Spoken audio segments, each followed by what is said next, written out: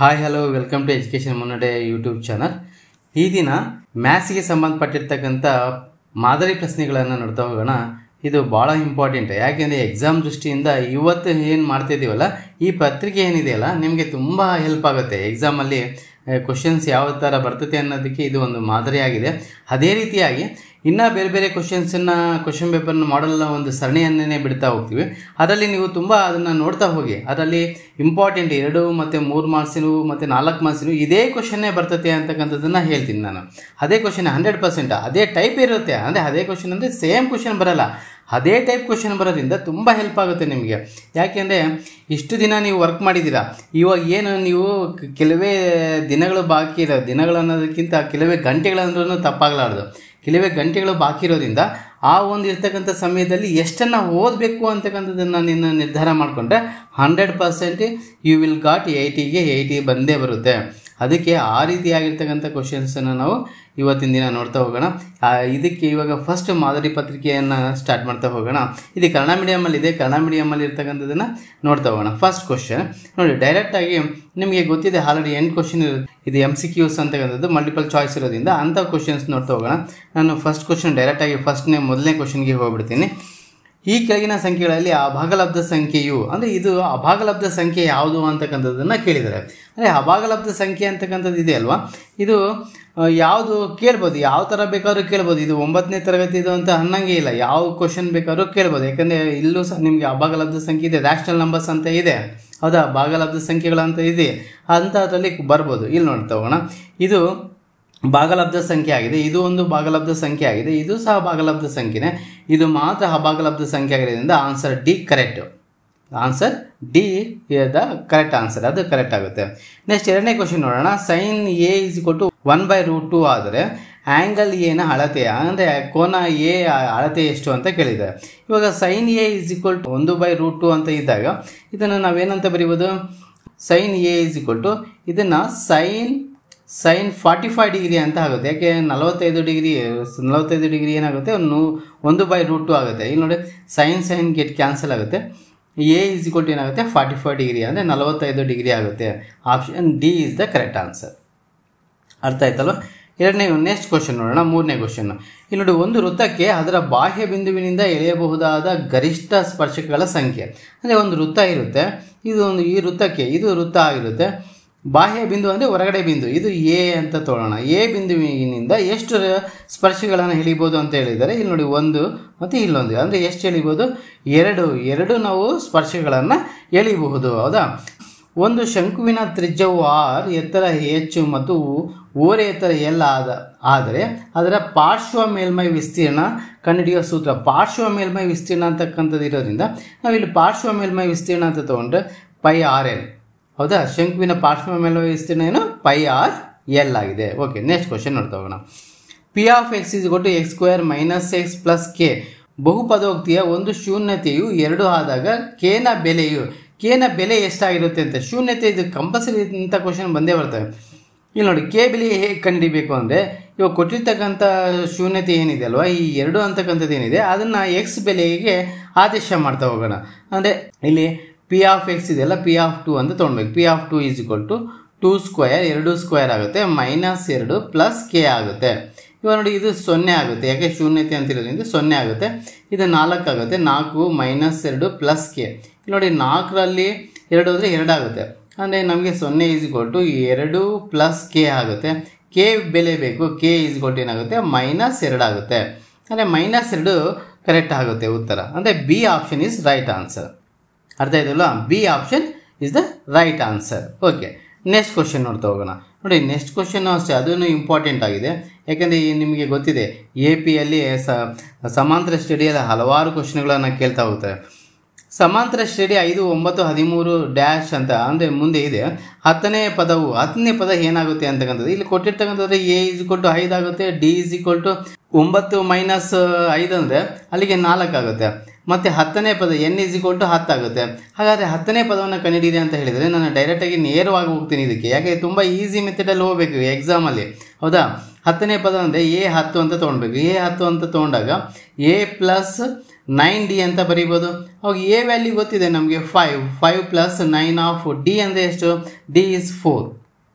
ಅವಾಗೇನಾಗುತ್ತೆ 5 plus 36 9 36 ಆಯಿತು. ಅವು 36ನ್ನ add ಮಾಡಿ 41 ಆಯಿತು. ನಮಗೆ answer C is the right answer.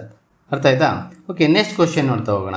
Next ನೋಡಿ, ಇದು ಅಷ್ಟೇ 1 ಮಾರ್ಕ್ಸಿಗೆ ಈ ಥರ ಕ್ವಶನ್ ಕೇಳ್ತಾರೆ. ಭಾಳಷ್ಟು ಕ್ವಶನ್ ಪೇಪರಲ್ಲಿ ಈ ಥರ ಕ್ವಶನ್ ರಿಪೀಟ್ ಆಗಿದೆ. ನೆಕ್ಸ್ಟ್ 7ನೇ ಕ್ವಶನ್ ನೋಡ್ತಾ ಹೋಗೋಣ. 7ನೇ ಕ್ವಶನ್ ಏನಾಗಿದೆ? 7ನೇ ಕ್ವಶನ್ ನೋಡೋಣ.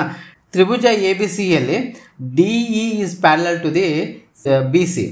ಡಿ ಈಸ್ ಕೊಟ್ಟು 5 ಸೆಂಟಿಮೀಟರ್, ಬಿ ಸಿ ಈಸ್ ಕೊಟ್ಟು 8 ಸೆಂಟಿಮೀಟರ್ ಮತ್ತು ಎ ಡಿ ಈಸ್ ಕೊಟ್ಟು 3.5 ಸೆಂಟಿಮೀಟರ್ ಆದರೆ ಎ ಬಿಯ ಉದ್ದ ಎಷ್ಟು ಅಂತ ಕೇಳಿದ್ದಾರೆ. ನೋಡಿ, ಇದು ತೇಲ್ಸ್ನ ನಿಯಮ, ಇದು ತೇಲ್ಸ್ ಪ್ರಮೇಯ. ಇದು ಆ ತೇಲ್ಸ್ ಪ್ರಮೇಯದಲ್ಲಿ ನಮಗೆ ಗೊತ್ತಿರ್ತಕ್ಕಂಥ ರೇಷೋ ಏನೇನು ಕೊಟ್ಟಿದ್ದಾರೆ ಅಂತ ಬರೀತಾ ಹೋಗ್ತೀನಿ. ಫಸ್ಟ್ ಡಿ ಇ ಕೊಟ್ಟಿದ್ದಾರೆ. ಡಿ ಇ ಎಷ್ಟು ಕೊಟ್ಟಿದ್ದಾರೆ? ಇದು 5 ಸೆಂಟಿಮೀಟರ್ ಅಂತ ಕೊಟ್ಟಿದ್ದಾರೆ D E.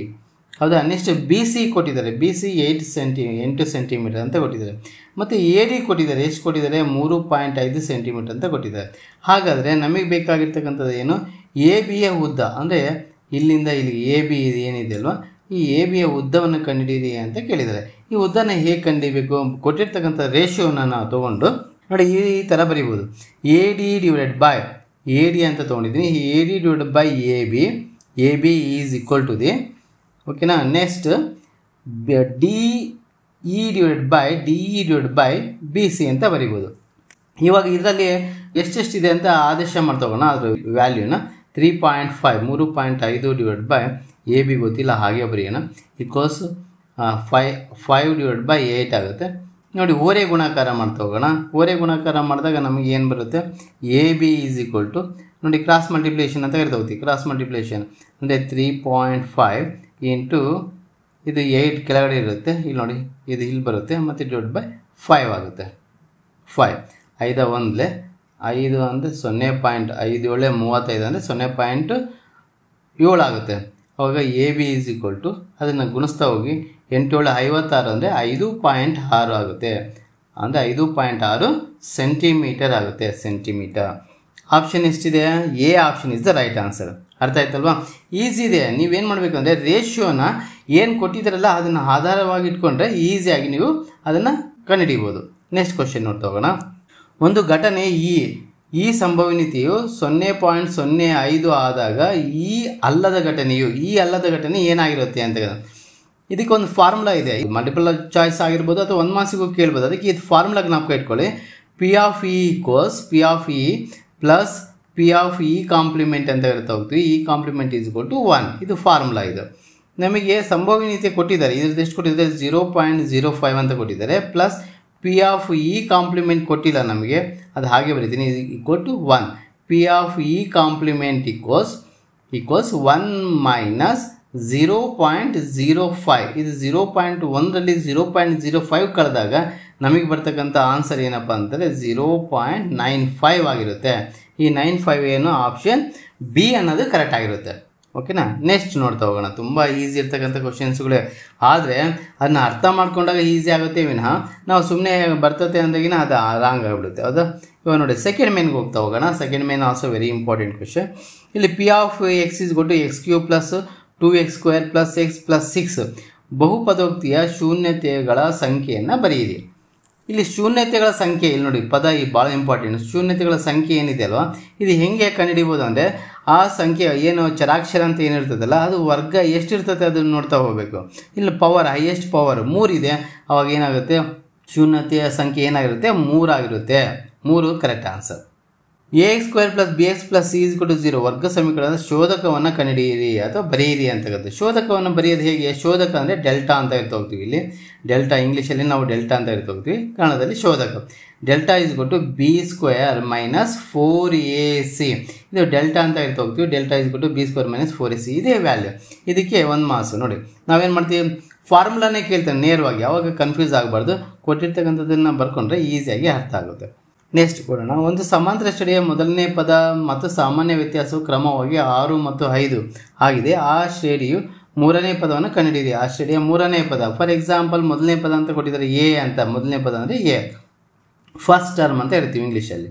D common difference ಅಂತ ಇರ್ತಾ ಹೋಗ್ತೀವಿ, ಅದು ಕೊಟ್ಟಿದ್ದಾರೆ 5. ಅವ್ರು ಏನು ಕೇಳಿದ್ದಾರೆ ನೋಡಿ, ಸ್ಟಡಿಯ ಮೂರನೇ ಪದ ಅಂದರೆ n = 3 ಅಂತ ಅರ್ಥ. ಮೂರನೇ ಪದ ಅಂದರೆ ಇವಾಗ ಡೈರೆಕ್ಟಾಗಿ ಹೋಗೋಣ ನಾವು ಸಿಂಪಲ್ ಮೆಥಡಲ್ಲಿ A3 ಅಂತ ಈ ಮೂರನೇ ಪದವನ್ನು ಕಂಡುಹಿಡಿಯಿದೆ ಅಂದರೆ A3 = A + 2D ಅಂತ ಬರೀಬೋದು. A + 2D. A ಅಂದರೆ ಎಷ್ಟಾಗಿದೆ 6 + 2, D ಅಂದರೆ ಎಷ್ಟು 5. ಇವಾಗ ಆ್ಯಡ್ ಮಾಡ್ತಾ ಹೋಗಿ 6 + 5 2 = 10. ಅವೆರಡನ್ನು ಆ್ಯಡ್ ಮಾಡಿದ್ರೆ ಎಷ್ಟಾಗುತ್ತೆ 16 ಇಸ್ ದ ಆನ್ಸರ್. A3 ಎಷ್ಟಾಯಿತು 16 ಆಯಿತು. ಅರ್ಥ ಆಗಿದೆ ತಾನೆ? ಈ ಥರ ನಾವು ಮಾಡ್ಬೋದು. ಇಲ್ಲ ಸರ್ ನಾವು ಫಾರ್ಮುಲಾ ಹಾಕ್ಕೊಂಡು ಮಾಡ್ತೀನಿ, ಏನಂತ ಯಾವ formula ಹಾಕ್ತೀಯಾ? AN = A + n - 1 × D. ಈ ಫಾರ್ಮುಲಾ ಹಾಕ್ಕೊಂಡು ಮಾಡ್ತೀನಿ. ಹೌದು, ಈ ಫಾರ್ಮುಲಾ ಹಾಕ್ಕೊಂಡು ಮಾಡಿದ್ರೂ ಅದೇ ಆನ್ಸರ್ ಬರುತ್ತೆ, ಇಲ್ಲ ಡೈರೆಕ್ಟಾಗಿ ಮೆಥಡಲ್ಲಿ ಮಾಡಿದ್ರೂ ಅದೇ ಆನ್ಸರ್ ಬರುತ್ತೆ. ಓಕೆನಾ? ನೆಕ್ಸ್ಟ್ ನೋಡ್ತಾ ಹೋಗೋಣ. 12ನೇ ಕ್ವಶನ್. ಮೂಲ ಸಮಾನುಪಾತತೆಯ ಪ್ರಮೇಯವನ್ನು ನಿರೂಪಿಸಿ. ನೋಡಿ, ಮೂಲ ಸಮಾನುಪಾತತೆಯ ಪ್ರಮೇಯ ಇದೆಯಲ್ಲ, ಇದನ್ನು ಥೇಲ್ಸ್ ಥಿಯರಮ್ ಅಂತ ಇರ್ತಾ ಹೋಗ್ತೀವಿ ಕನ್ನಡದ ಇಂಗ್ಲೀಷಲ್ಲಿ. ಈ ಮೂಲ ಸಮಾನುಪಾತತೆಯ ಪ್ರಮೇಯ ಹೇಳಿಕೆ ಏನಿದೆ ಟೆಕ್ಸ್ಟ್ ಬುಕ್ಕಲ್ಲಿ ಇದೆ, ಅದನ್ನು ನೋಡ್ಕೊತ ಹೋಗಿ. ಓಕೆನಾ? ನೆಕ್ಸ್ಟ್ 13ನೇ ಕ್ವಶನ್. ಯೂಕ್ಲಿಡ್ನ ಭಾಗಕಾರ ಅನುಪ್ರಮೇಯ A = 3Q + R ಆದಾಗ ಆರ್ನ ಎಲ್ಲ ಬೆಲೆಗಳನ್ನು ಬರೆಯಿರಿ. ಭಾಳ ಇಂಪಾರ್ಟೆಂಟ್ ನೋಡ್ರಿ. ಆರ್ ಏನಾಗಿರುತ್ತೆ ಅಂತ ಕೇಳ್ತಿದ್ದು ಒಂದೊಂದು ಕ್ವಶನ್ ಪೇಪರಲ್ಲಿ.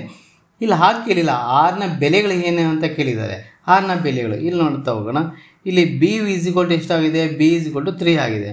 ಅವಾಗ ಏನಾಗುತ್ತೆ, ಆರ್ ವ್ಯಾಲ್ಯೂ ಏನಾಗುತ್ತೆ, ಈ ಬಿಗಿಂತ ಒಂದು ಕಡಿಮೆ ಬರೀಬೇಕು. ಅಂದರೆ 0 1 2 ಇದು ಆರ್ನ ವ್ಯಾಲ್ಯೂ ಆಗಿರುತ್ತೆ ಕೊಟ್ಟಿರ್ತಕ್ಕಂಥದ್ದು. ಯಾಕೆಂದರೆ ನಮಗೆ ಫಾರ್ಮುಲಾ ಗೊತ್ತಿದೆ, A = BQ + R ಇದೇ ಫಾರ್ಮುಲಾ. ಅವಾಗ ಏನಾಗುತ್ತೆ, ಆರ್ ವ್ಯಾಲ್ಯೂ ಏನಾಗುತ್ತೆ ಬಿಗಿಂತ ಕಡಿಮೆ ಇರುತ್ತೆ. ಬಿಗಿಂತ ಕಡಿಮೆ ಇರೋದ್ರಿಂದ 0, 1 2 3 1 2 ಅಷ್ಟೇ ಬರೀಬೇಕು. 3 ಇದ್ದಾಗ 0 1 2 ಅಂತಲೇ ಬರೀಬೇಕು. ಓಕೆ, ನೆಕ್ಸ್ಟ್ ಕ್ವಶನ್ ನೋಡ್ತಾ ಹೋಗೋಣ. sin θ = 3/5, cos θ = 4/5.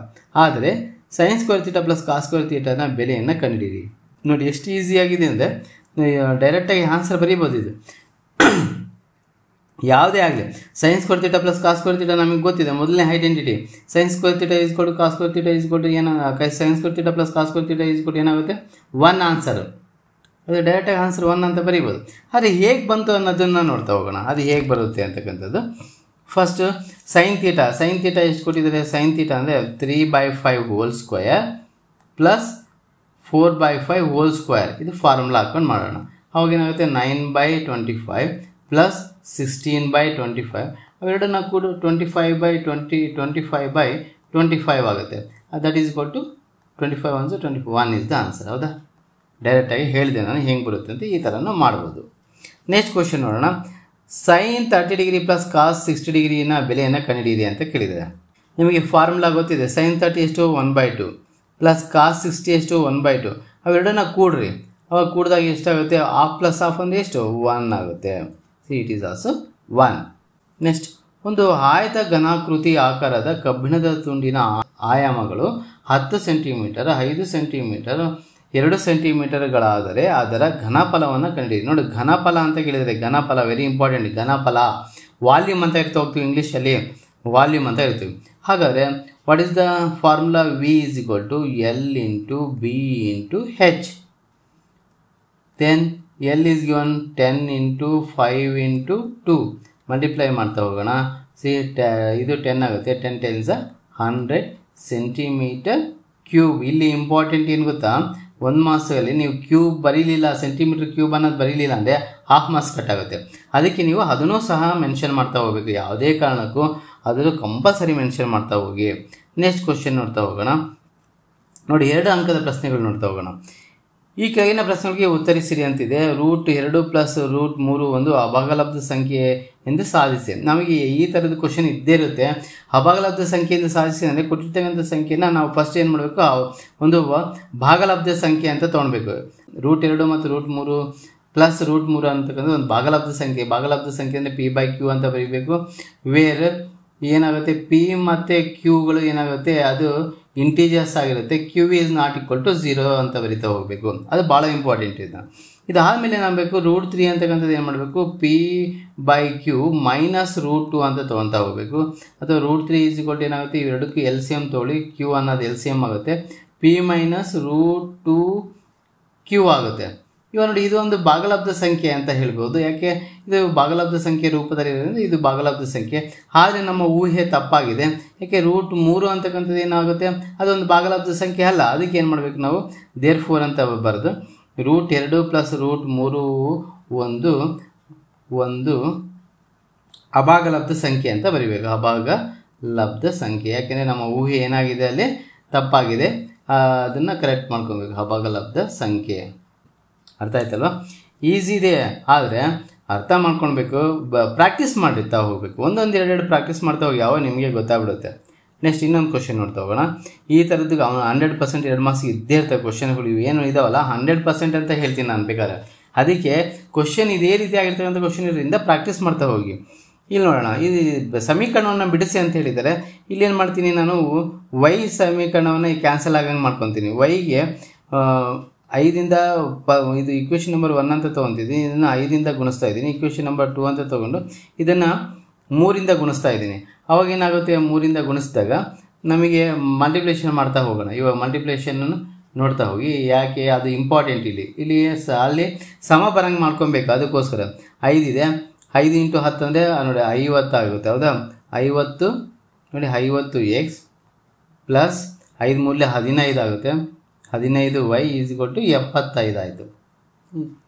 ನೆಕ್ಸ್ಟ್ ಇದು 3ರಿಂದ ಗುಣಿಸ್ತಾ ಹೋಗೋಣ. 6 ಮೂಲೆ 18, 18x ಹೌದಾ, ಮೈನಸ್ 5 ಮೂಲೆ ಮತ್ತೆ 15 ಆಯಿತು. 15y = 33 ಆಯಿತು. ಹೌದಾ? ಇದು ನೋಡಿ 75 ಐತಿ. 75 ಇಂಟು ಇಲ್ಲ 5 ಮಾಡಿಲ್ಲ, ಇದು ಮಾಡ್ತಾ ಹೋಗ್ತೀನಿ. ಫಸ್ಟ್ ಇದನ್ನು ಮಾಡೋಣ. ಇಲ್ಲ 5 ಇಲ್ಲಿ 25ಕ್ಕೆ 5 + 2 5 ಒಳ್ಳೆ 35 35 36 37 ಕರೆಕ್ಟಾ? ಅದು ಮಾಡಿದ್ದೀನಿ. ಓಕೆ. ಇವಾಗ ನೋಡಿ ಚಿಹ್ನೆಗಳನ್ನು ಆ್ಯಡ್ ಮಾಡ್ತಾ ಹೋಗ್ತೀನಿ, ಅಂದರೆ ಕೂಡೋದು. ಕೂಡಿದರೆ ಏನಾಗುತ್ತೆ, ಇವಾಗ 2 y ಟರ್ಮ್ ಕ್ಯಾನ್ಸಲ್ ಆಗುತ್ತೆ. 68 ಆಗುತ್ತೆ. 68x = ಕೂಡ್ಬೇಕು ತಾನೆ, ಆ್ಯಡ್ ಮಾಡ್ತಾ ಹೋಗಿ 8 ಆಗುತ್ತೆ. 10ಕ್ಕೆ 0 + 1 4 ಆಗುತ್ತೆ. x = 408 / 68 ಆಗುತ್ತೆ. ಭಾಗಿಸ್ತಾ ಹೋಗೋಣ. 68 1s 5 ಅಂತ ತೊಗೊಳ್ಳೋಣ. 68 × 6 ಆವಾಗ x = 6. ಡೈರೆಕ್ಟಾಗಿ 6 ಹೋಗುತ್ತದು.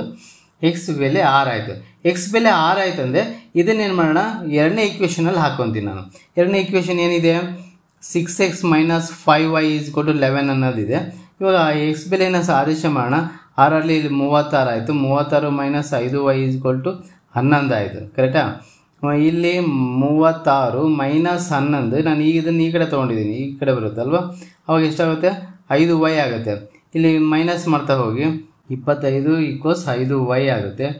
y = 25/5, 5 ಒಂದೇ 5 5 ಅಂದರೆ y = ಎಷ್ಟಾಯಿತು, 5 ಆಗುತ್ತೆ. ಇದು ಆನ್ಸರ್ ಕರೆಕ್ಟ್. ಅಂದರೆ ಇಲ್ಲಿಗೆ ನಿಮಗೆ 2 ಮಾರ್ಕ್ಸ್ ಬರುತ್ತೆ. ಅರ್ಥ ಆಯ್ತಲ್ವ? ಈಸಿ ಇರುತ್ತೆ, ಅಂದರೆ ಸ್ವಲ್ಪ ಕನ್ಫ್ಯೂಸ್ ಆಗಬಾರ್ದು. ನಿಧಾನಕ್ಕೆ ನಾವು ಮಲ್ಟಿಪ್ಲಿಕೇಶನ್ ಮಾಡಿಕೊಂಡು ಕರೆಕ್ಟಾಗಿ ಹೋಗಬೇಕು. ಅಲ್ಲಿ ಡಿಸ್ಟರ್ಬ್ ಆಗಬಾರ್ದು. ಎಕ್ಸಾಮ್ ಸೆಂಟ್ರಲ್ಲಿ ಮಾತ್ರ ತುಂಬ ನೀಟಾಗಿ ಮಲ್ಟಿಪ್ಲಿಕೇಶನ್ ಮಾಡ್ತಾ ಹೋಗಿ ನಿಧಾನಕ್ಕೆ ಮಾಡಿ ಅರ್ಥ ಆಗುತ್ತೆ. ಓಕೆನಾ?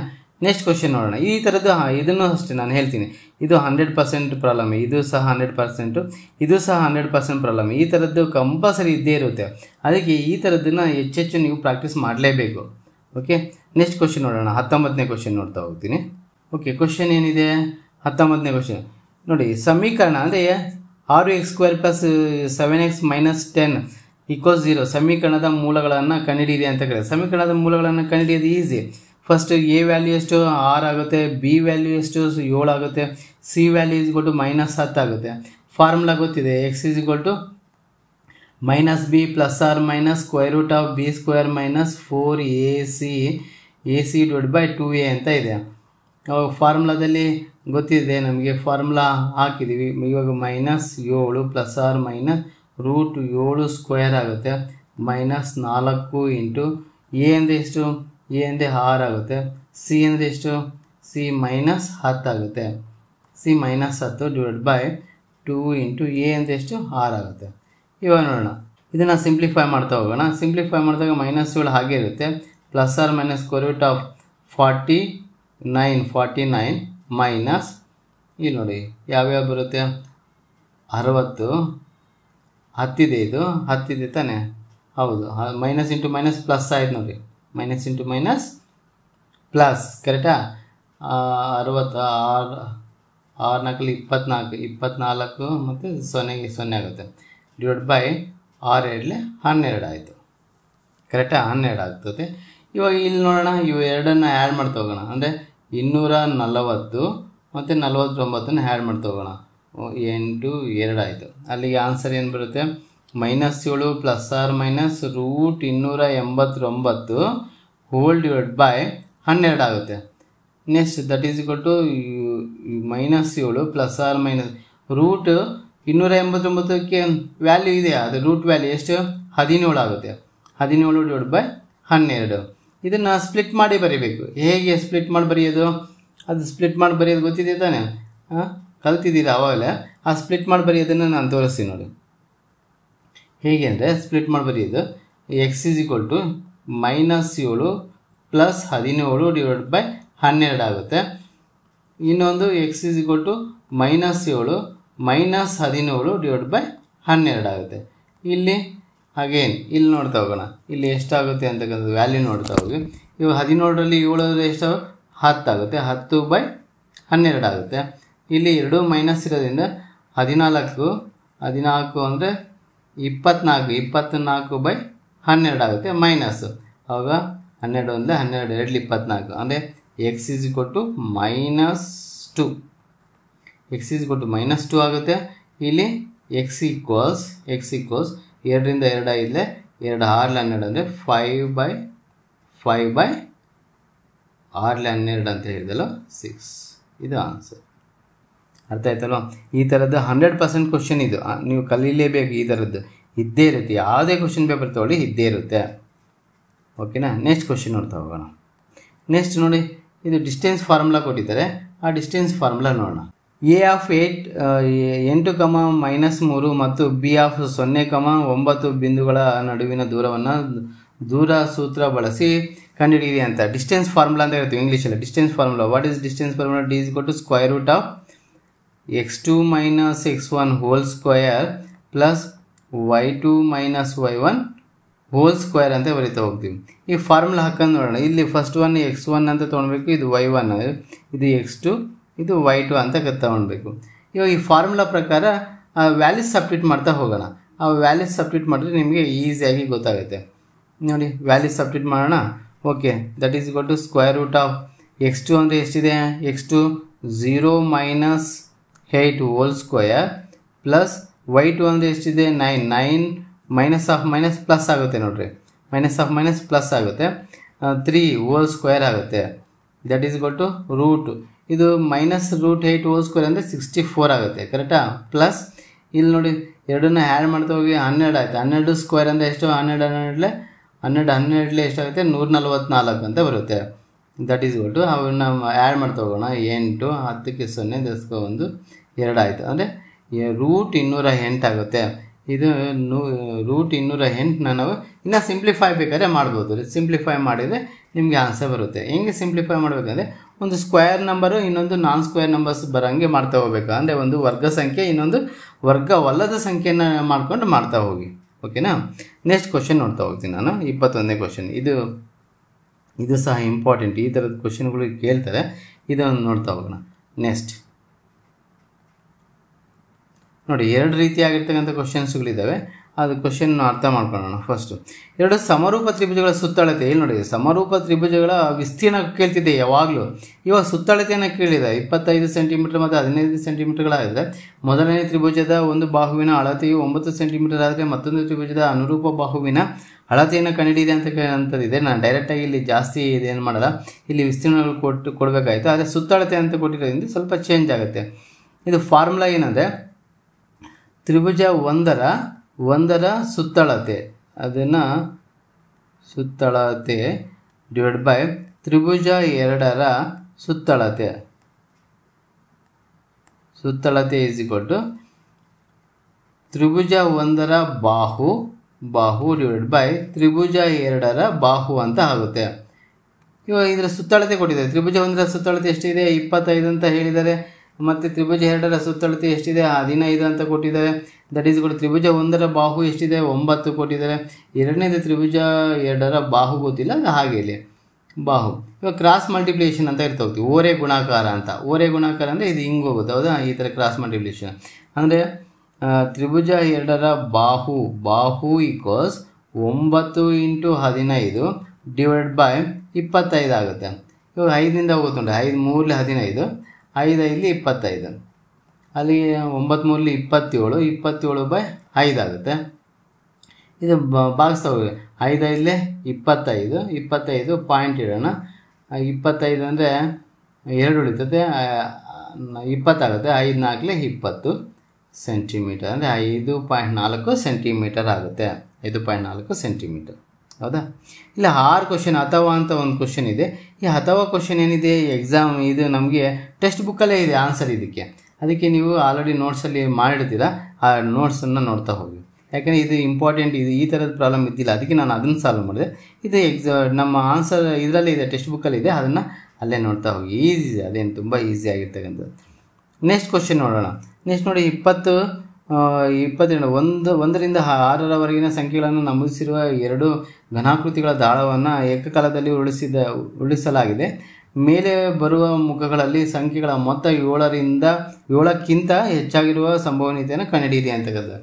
ನೋಡಿ, 2 ದಾಳಗಳನ್ನು ನಾವು ಎಸ್ದಿದ್ದೀವಿ ಅಂದರೆ ಒಟ್ಟು ಪ್ರತಿಫಲ ಟೋಟಲ್ ಎಷ್ಟು ಬರ್ತದೆ ಅಂದರೆ n(s) = 36 ಆಗುತ್ತೆ, ಹೌದಾ? ಒಂದು ದಾಳವನ್ನು ಹಾಕಿದರೆ ಮಾತ್ರ n(s) = 6 ಆಗುತ್ತೆ. ಆದರೆ 2 ದಾಳವನ್ನು ಹಾಕಿರೋದ್ರಿಂದ ಒಟ್ಟು 36 ಆಗುತ್ತೆ. ಇಲ್ಲಿ ಯಾವ ಥರ ಬರೀತೀವಿ ನಿಮಗೆಲ್ಲ ಗೊತ್ತಿದೆ ಆಲ್ರೆಡಿ. ಇದನ್ನು ನೋಡಿ 1,1 ಮತ್ತು 1,2 1,3 1,4 1,5 1,6 ಈ ಥರ ಬರೀತಾ ಹೋಗ್ತೀವಿ, ಕರೆಕ್ಟಾ? ನೋಡಿ, ಇಲ್ಲಿ ಏನಾಗ್ತಿದೆ ಅಂದರೆ 7ಕ್ಕಿಂತ ಜಾಸ್ತಿ ಅಂತ ಹೇಳಿದೆ 1,6, ಅದೇ 7ಕ್ಕಿಂತ ಹೆಚ್ಚಾಗಿದೆ, ಇಲ್ಲಿ ಬರೋದಿಲ್ಲ, ಇವು ಯಾವೂ ಬರೋದಿಲ್ಲ. ನಮಗೆ ಜಾಸ್ತಿ ಯಾವ್ಯಾವ ಬರ್ತವೆ? ಮತ್ತು ಎರಡನೇದು ಬರೀತಾಗೋಣ. ಎರಡನೇದು ಯಾವುದು 2,1 ಆಗುತ್ತೆ. ಮತ್ತು 2,2 2,3 2,4 2,5 2,6 ಆಗುತ್ತೆ, ಹೌದಾ? ನೆಕ್ಸ್ಟ್ 3,1 3,2 3,3 3,4 3,5 3,6 ಆಗುತ್ತೆ. ನೆಕ್ಸ್ಟ್ 4,1 4,2 4,3 4 ಬರುತ್ತೆ. ಮತ್ತು 4 5 ಡೈರೆಕ್ಟಾಗಿ ಬರೆಯೋದು 4 6 ಆಗುತ್ತೆ, ಹೌದಾ? ನೆಕ್ಸ್ಟ್ 5 5 1 5 2 5 3 5 4 5 5 5 6. ಅದೇ ರೀತಿಯಾಗಿ 6 1 6 2 6 3 6 4 6 5 6 6.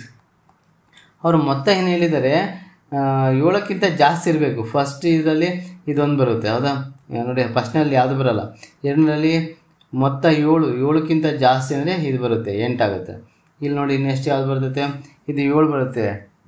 ಇದು ಇಲ್ಲೊಂದು ಬರುತ್ತೆ, ಅಂದರೆ ಇಲ್ಲಿ ಎಷ್ಟಾಯ್ತು ಅಲ್ಲಿಗೆ ಕೌಂಟ್ ಮಾಡೋಣ, ಲಾಸ್ಟಿಗೆ ಕೌಂಟ್ ಮಾಡೋಣ. ಇದರಲ್ಲಿ ಈ ಲೈನಲ್ಲಿ ಯಾವ್ದು ಬರುತ್ತೆ, 7 ಆಗುತ್ತೆ. ಆದರೆ 4 8 ಇದು 3 ಬರ್ತವೆ. ನೆಕ್ಸ್ಟ್ ಇದರಲ್ಲಿ ಇದು 7 ಬರೋಲ್ಲ, ಇದು 1 2 3 4 ಇವು 4 ಬರುತ್ತದೆ. ಇಲ್ಲಿ 7 ಆಗುತ್ತೆ, ಇದು ಬರಲ್ಲ. ಈ 1 2 3 4 5 ಅಂದರೆ 1 2 3 4 5 6 7 8 9 10 11 12 13 14 15 ಅಂದರೆ 15 ಬರ್ತಾ ಹೋಗ್ತದೆ. ಅಂದರೆ n(r) ಡೈರೆಕ್ಟಾಗಿ ಹೋಗೋಣ. P(e) = n(a) ಅಂತ. n(a) = 15 ಅಂತ ಬಂತು. 15/36 ಇದೇ ಆನ್ಸರ್. ಈ ರೀತಿಯಾಗಿ ನಾವು ಬಿಡಿಸ್ತಾ ಹೋಗಬೇಕು. ಇದು ನೋಡಿ, 2 ಮಾರ್ಕ್ಸಿಗೆ ಬರೀ ಇದನ್ನೇ ಕೇಳ್ಬೋದು, ಒಂದೊಂದು ಸರ್ತಿ ಹೇಳೋಕ್ಕಾಗಲ್ಲ. ಅದಕ್ಕೆ ನೀವು ಇಂಪಾರ್ಟೆಂಟ್ ಇರೋದ್ರಿಂದ ಎಲ್ಲ ಕ್ವಶನ್ಸ್ನ ನೀಟಾಗಿ ಅಬ್ಸರ್ವ್ ಮಾಡ್ತಾ ಹೋಗಿ ಗೊತ್ತಾಗುತ್ತೆ ನಿಮ್ಗೆ ಆನ್ಸರ್ಸ್. ಓಕೆನಾ? ನೆಕ್ಸ್ಟ್ ಕ್ವಶನ್ ನೋಡೋಣ. ನೆಕ್ಸ್ಟ್ ಕ್ವಶನ್ ಯಾವುದಿದೆ, ಯಾವುದಕ್ಕೆ ಸಂಬಂಧಪಟ್ಟಿದೆ ನೋಡ್ತಾ ಇದ್ದೀರಾ? ನೋಡಿ, ಭಾಳ ಈಸಿ ಇರ್ತಕ್ಕಂಥದ್ದು ಇದು ಅಷ್ಟೇ. 100% ಕ್ವಶನ್ ಅಂತ ಹೇಳ್ತೀನಿ ನಾನು. 100% ಈ ಥರದ್ದು ಇದ್ದೇ ಇರುತ್ತೆ, ನೋಡ್ಕೊಳ್ಳಿ. ಇದೇ ರೀತಿಯಾಗಿರ್ತಕ್ಕಂಥದ್ದು. 3 ಸೆಂಟಿಮೀಟರ್ ತ್ರಿಜ್ಯವುಳ್ಳ ವೃತ್ತವನ್ನು ಹಿಡಿದು ಅದರ ಕೇಂದ್ರದಿಂದ 8 ಸೆಂಟಿಮೀಟರ್ ಇರುವ ಒಂದು ಬಿಂದುವಿನಿಂದ ವೃತ್ತಕ್ಕೆ ಒಂದು ಜೊತೆ ಸ್ಪರ್ಶಕಗಳನ್ನು ಎಳೆಯಿರಿ ಅಂತಕ್ಕಂಥದ್ದಿದೆ. ಫಸ್ಟ್ ಏನು ಮಾಡಬೇಕು, ಒಂದು 3 ಸೆಂಟಿಮೀಟರ್ ಇರ್ತಕ್ಕಂಥ ಒಂದು ವೃತ್ತವನ್ನು ರಚನೆ ಮಾಡಬೇಕು. ಇಲ್ಲಿ ಕೇಂದ್ರದಿಂದ 8 ಸೆಂಟಿಮೀಟರ್ ಅಂದರೆ ಇಲ್ಲಿಂದ 8 ಸೆಂಟಿಮೀಟರ್ ಇಲ್ಲಿ ಇಷ್ಟಿರಬೇಕು. ಇದು 8 ಸೆಂಟಿಮೀಟರ್. ಇದನ್ನು ಎ ಅಂತ ತೊಗೊತೀನಿ, ಇದು ಬಿ ಅಂತ ತೊಗೊತೀನಿ. ಇದಂತ ಬರೆದಾದ ಮೇಲೆ ಟೋಟಲ್ ಇದು 8 ಸೆಂಟಿಮೀಟರ್ ಇದೆ, 8 ಸೆಂಟಿಮೀಟರ್. ಇದನ್ನು ಎ ಬಿನ ಅರ್ಧಿಸ್ಬೇಕು. ಅರ್ಧಿಸಿದಾಗ ಏನಾಗುತ್ತೆ, ಅದು ಲಂಬ ಬರುತ್ತೆ. ಲಂಬ ಏನಾಗುತ್ತೆ, ಮಧ್ಯದಲ್ಲೇ ಬರ್ತದೆ. ಇಲ್ಲಿ ನೋಡಿ, ಅರ್ಧಕ್ಕಿಂತ ಜಾಸ್ತಿ ಇಟ್ಕೊಂಡು ಈ ಥರ ಗೆರೆ ಹಾಕ್ತೀರಾ, ಆಮೇಲೆ ಈ ಥರ ಹಾಕಿ ಅದನ್ನು ಸೇರಿಸ್ತಾ ಹೋಗ್ತೀರಾ, ಹೌದಾ. ಈ ಎಮ್ ಇದನ್ನು ಮಧ್ಯಬಿಂದು ಅಂತ, ಈ ಮಧ್ಯಬಿಂದುವಲ್ಲಿ ಇಟ್ಕೊಂಡು ಎ ಎಮ್ ಇಟ್ಕೊಂಡು ನಾವು ಒಂದು ವೃತ್ತವನ್ನು ಎಳಿತಾ ಹೋಗ್ಬೇಕು. ಅದು ಏನಾಗುತ್ತೆ, ಎ ಬಿ ಮೇಲೆ ಹಿಂಗೆ ಹೋಗುತ್ತೆ. ಈ ವೃತ್ತ ಏನಾಗುತ್ತೆ, ಈ ಪಾಯಿಂಟಲ್ಲಿ ಸೇರಿಸೋದ್ರಿಂದ ಅದು ಈ ಬಿಂದುಗಳನ್ನು ಸ್ಕೇಲ್ ಇಟ್ಕೊಂಡು ನೀಟಾಗಿ ಸ್ಟ್ರೈಟ್ ಲೈನ್ ಹಾಕ್ತಾ ಹೋಗಿ ಇದನ್ನು ಪಿ ಕ್ಯೂ ಅಂತ ಬರೆಯೋಣ. ಆವಾಗ P B and Q B are tangents ಅಂತ, ಅಂದರೆ ಸ್ಪರ್ಶಕಗಳು. ಅದನ್ನು ಸ್ಪರ್ಶಕಗಳು ಅಂತ ಬರಿತಾ ಹೋಗ್ತೀವಿ, ಅಥವಾ ಸ್ಪರ್ಶಕಗಳು. ಇದನ್ನು ಟ್ಯಾಂಜೆಂಟ್ಸ್ ಅಂತ ಕರಿತಾ ಹೋಗ್ತೀವಿ. ಅರ್ಥ ಆಯ್ತಲ್ವ. ಇದು ಅಷ್ಟೇ ಇಂಪಾರ್ಟೆಂಟ್ ಆಗಿದೆ, ಇದನ್ನು ಮಿಸ್ ಮಾಡಬಾರ್ದು. ಈ ಥರದ್ದು ಕ್ವಶನ್ 100% ಕ್ವಶನ್ ಇರೋದ್ರಿಂದ ಅದನ್ನು ಕಲೀಲೇಬೇಕು. Next, cos theta is equal to 0.6 ಆದಾಗ 5 sine theta minus 3 tan theta is equal to 0 ಎಂದು ಸಾಧಿಸಿ ನೋಡಿ. ಇದು ತುಂಬ ಇಂಪಾರ್ಟೆಂಟ್. ಈ ಥರದ ಕ್ವಶನ್ಗಳು ನಮಗೆ ಇಲ್ಲೇ ಇಲ್ಲ, ಹೌದಾ. ಈ ಥರ ಇದು ಏನು ಕಷ್ಟ ಏನಿಲ್ಲ, ಈಸಿ ಇದೆ. ಆದರೆ ಇಲ್ಲಿ 0.6 ಅಂತ ಕೊಟ್ಟಿರೋದನ್ನು ನಾವೇನು ಮಾಡಬೇಕಂದ್ರೆ, cos theta is equal to 6/10 ಅಂತ ತೊಗೊಳ್ರಿ. 6/10 ಅಂತ ತೊಗೊಂಡಾಗ ಇದನ್ನು ಆವಾಗ ನಿಮಗೆ ಟ್ರಯಾಂಗಲ್ ಗೊತ್ತಿದೆ ನಮಗೆ. ನೋಡಿ, ಟ್ರಯಾಂಗಲ್ ಹಾಕ್ಕೊತಿದ್ದೀನಿ ನಾನು, A B C, right angle triangle ಹಾಕ್ಕೊಳ್ಳಿ. ಇಲ್ಲಿ ಕಾಸ್ ತೀಟಾ ಡೆಫಿನೇಷನ್ ಏನು, adjacent side by hypotenuse. Adjacent side ಎಷ್ಟಿದೆ, 6. ಹೈಪಾಟಿನಸ್ ಎಷ್ಟಿದೆ, 10 ಇದೆ. ಮತ್ತು ಇದು 8 ಇರಲೇಬೇಕು. ಯಾಕೆ, ಇದು ಟ್ರಿಪ್ಲೆಟ್ಸ್ ಅಂತ ಹೇಳ್ತಾ ಹೋಗ್ತೀವಿ. 6, 8, 10 ಅನ್ನೋದು ಟ್ರಿಪ್ಲೆಟ್ಸ್ ಆಗಿರೋದ್ರಿಂದ ಈ ಟ್ರಿಪ್ಲೆಟ್ಸನ್ನು ವ್ಯಾಲ್ಯೂ ಯೂಸ್ ಮಾಡಿಕೊಂಡು ಇದನ್ನು ಸಬ್ಸ್ಟಿಟ್ಯೂಟ್ ಮಾಡೋಣ. ಇಲ್ಲಿ ಬೇಕಿರೋದು ನಮ್ಗೆ ಯಾವ್ಯಾವ್ದು ಬೇಕು, 5 ಸೈನ್ ತೀಟಾ ಏನಾಗುತ್ತೆ, ಆಪೋಸಿಟ್ ಬೈ ಹೈಪಾಟಿನಸ್ ಅಂದರೆ 8/10 ಆಗುತ್ತೆ. ಮೈನಸ್ 3 ಆಫ್ ಟ್ಯಾನ್ ತೀಟಾ ಅಂದರೆ ಏನು, tan adjacent side opposite by adjacent side. Opposite ಎಷ್ಟಿದೆ, 8 ಇದೆ. ಅಡ್ಜಸೆಂಟ್ ಸೈಡ್ ಎಷ್ಟಿದೆ, 6 ಇದೆ. ಅದನ್ನು ವ್ಯಾಲ್ಯೂಸ್ ನೋಡೋಣ. ಇಲ್ಲಿ ಫಸ್ಟ್ LHS ಅಂತ ತೊಗೊಳ್ಬೇಕಿದೆ. LHS ಸಿಕ್ಕೋಸ್ ಈ ಥರ ನೋಡಿ, 5 1 5 2 10, 3 1 3 2 6. ನಮಗೆ ಎಷ್ಟು ಬಂತು, 8/2 ಮೈನಸ್ 8/2 ಎರಡು ಸೇಮ್ ಇದೆ. That is equal to 0. That is equal to RHS. ಎಷ್ಟು ಈಸಿ ಇದೆ ಅಲ್ವಾ. ನೋಡಿ, ಈ ಥರದ್ದು ಈಸಿಯಾಗಿರ್ತದೆ. ಟ್ರಿಕ್ಸ್ ಯೂಸ್ ಮಾಡ್ತಾ ಹೋಗಿ, ಅವಾಗ ನಿಮಗೆ ಈಸಿ ಅನಿಸುತ್ತೆ, ಭಾಳ ಈಸಿಯಾಗಿ ಸ್ಕೋರ್ ಮಾಡ್ಬೋದು. ಓಕೆ, ನೆಕ್ಸ್ಟ್ ಇದರಲ್ಲಿ ಲಾಸ್ಟ್ ಕ್ವಶನ್ ನೋಡ್ತಾ ಹೋಗೋಣ. 6 ಕ್ವಶನ್ ಅಂತಕ್ಕಂಥ ಇದೊಂದು ಸ್ವಲ್ಪ ತೋರಿಸ್ತೀನಿ ನಿಮಗೆ, ಇದು ಸಹ ಇಂಪಾರ್ಟೆಂಟ್ ಆಗಿದೆ. ನೆಕ್ಸ್ಟ್ ಕ್ವಶನ್ ನೋಡಿ, ಲಾಸ್ಟ್ ಕ್ವಶನ್. ಇದು ಲಾಸ್ಟ್ ಕ್ವಶನ್ ಅಂದರೆ 2 ಮಾರ್ಕ್ಸಿಗೆ ಕೊನೆಯ ಪ್ರಶ್ನೆ ಆಗಿದೆ. 6 ಕ್ವಶನ್ ನಾನು ನೋಡ್ತಾ ಹೋಗೋಣ. 6 ಕ್ವಶನಲ್ಲಿ ಏನು ಕೊಟ್ಟಿದ್ದಾರೆ, secant to the power of 4 theta minus secant square theta is ಕೊಟ್ಟು tan square theta plus tan to the power of 4 theta ಅಂತ ಕೊಟ್ಟಿದ್ದಾರೆ. ಇದು ನಾವೇನು ಮಾಡೋಣ, ಫಸ್ಟ್ LHS ತೊಗೊಳ್ತೀನಿ. LHS ಅನ್ನು ಬರ್ಕೊಳ್ಳೋಣ. LHS ಈಸ್ ಕೊಟ್ಟು secant to the power of 4 theta minus secant square theta. ಇವೆರಡರಲ್ಲೂ ಏನು ಕಾಮನ್ ಇದೆ ನೋಡಿ, ಈ ಎರಡರಲ್ಲೂ ಸೀಕೆಂಟ್ ಸ್ಕ್ವೇರ್ ತೀಟಾ ಕಾಮನ್ ಇರೋದ್ರಿಂದ ಸೀಕೆಂಟ್ ಸ್ಕ್ವೇರ್ ತೀಟಾ ಆಫ್ ಏನು ಉಳಿತೈತೆ, ಸೀಕೆಂಟ್ ಸ್ಕ್ವೇರ್ ತೀಟಾ ಮೈನಸ್ 1 ಆಗುತ್ತೆ. ಇಲ್ಲಿ ಸೀಕೆಂಟ್ ಸ್ಕ್ವೇರ್ ತೀಟಾನ ಇದನ್ನು ಏನಂತ ಬರೀಬೋದು, ಟ್ಯಾನ್ ಸ್ಕ್ವೇರ್ ತೀಟಾ ಪ್ಲಸ್ 1 ಅಂತ ಬರೀಬೋದು. Next secant square theta minus 1 ಏನಾಗುತ್ತೆ, ಟ್ಯಾನ್ ತೀಟಾ ಆಗುತ್ತೆ. ಅದು ಅಂದರೆ ಟ್ಯಾನ್ ಸ್ಕ್ವೇರ್ ತೀಟಾ ಆಗುತ್ತೆ. ಇವಾಗ ಟ್ಯಾನ್ ಸ್ಕ್ವೇರ್ ತೀಟಾಯಿಂದ ಮಲ್ಟಿಪ್ಲಿಕೇಶನ್ ಮಾಡಿ tan square theta into tan square theta ಏನಾಗುತ್ತೆ, tan to the power of 4 theta plus 1 into tan theta ಅಂದರೆ ಟ್ಯಾನ್ ತೀಟಾ ಆಗುತ್ತೆ. ಅದು ಟ್ಯಾನ್ ಸ್ಕ್ವೇರ್ ತೀಟಾ ಆಗುತ್ತೆ. ನೋಡಿ, ಈಕ್ವಲ್ಸ್ RHS ಬಂದುಬಿಡುತ್ತೆ. ನೋಡಿ, ಆನ್ಸರ್ ಈಸಿ ಆಗಿದೆ ಅಲ್ವಾ. ನೋಡಿ, ಈ ರೀತಿಯಾಗಿ ಕ್ವಶನ್ನ ಅರ್ಥ ಮಾಡಿಕೊಂಡು ಸಾಲ್ವ್ ಮಾಡ್ತಾ ಹೋಗಿ ತುಂಬ ಈಸಿ ಆಗುತ್ತೆ ಅಂತ ಹೇಳ್ತಾ, ಯಾರಿಗೆಲ್ಲ ಈ ವಿಡಿಯೋ ಇಷ್ಟ ಆಗೈತೋ ನೀವು ಶೇರ್ ಮಾಡಿ, ಲೈಕ್ ಮಾಡಿ ಮತ್ತು ಸಬ್ಸ್ಕ್ರೈಬ್ ಆಗಿ ಅಂತ ಹೇಳ್ತಾ ಎಲ್ಲರಿಗೂ ಧನ್ಯವಾದಗಳು.